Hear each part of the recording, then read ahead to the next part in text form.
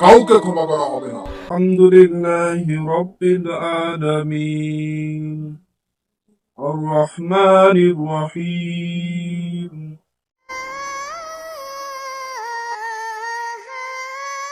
রহমান সাহেব ছিলেন একজন পরহেজগার মানুষ। ধর্মীয় জ্ঞান থাকার কারণে মানুষ তাকে খুব শ্রদ্ধা করত।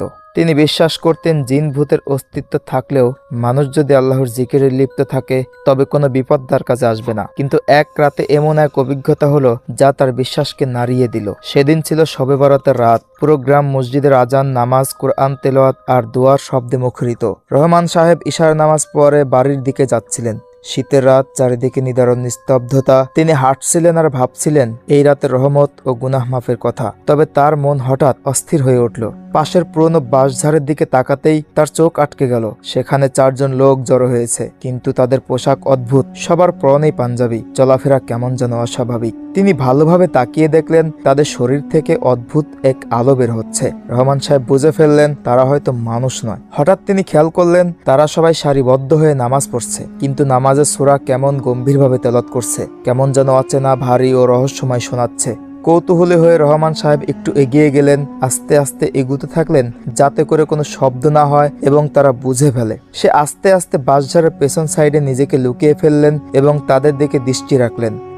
আলহামদুলিল্লাহি রাব্বিল আলামিন আর রহমানির রহিম মালিকি ইয়াউমিদ্দিন।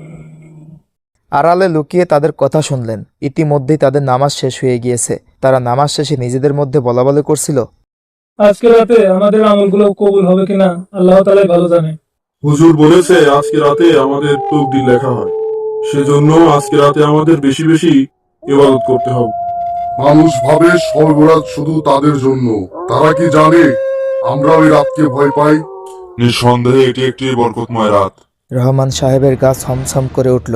এরা জিন, কিন্তু তারা কেন এই রাতকে ভয় পায়? হঠাৎ চারপাশে বাতাসের গতি বেড়ে গেল। বাঁশগুলো অস্বাভাবিকভাবে নড়াচড়া করতে লাগলো। শীতল হাওয়া বয়ে গেল তার শরীরের উপর দিয়ে। তার মনে হলো কিছু একটা আসছে। হঠাৎ তাকে অবাক করে দিয়ে সাদা জব্বা পরিহিত এক আগন্তুক সেখানে হাজির হলো। তার শরীর থেকেও সেই একই ধরনের আলো বের হচ্ছিল। রহমান সাহেব বুঝে ফেললেন উনিও মানুষ নন, হয়তো জিনের বাদশা। সেই আগন্তুক সেই লোকদেরকে উদ্দেশ্য করে বলল, আজকের রাতে যারা মানুষের ক্ষতি করেছে তারা ধ্বংস হবে। আমাদের মধ্যে যারা পাপ কাজ করেছে তাদের বিচার হবে।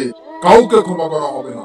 তারপরেই জিনদের মধ্যে শুরু হলো চিৎকার, যেন তাদের শরীরে আগুন লেগেছে। তারা ছটফট করতে করতে মাটিতে মিশে গেল। তারপর সেই আগন্তুক বললেন, তোমরা কত বড় পাপ করে এসেছো নিজেদেরকে পরিশুদ্ধ করতে। এই বলে সে নিজে অদৃশ্য হয়ে গেল।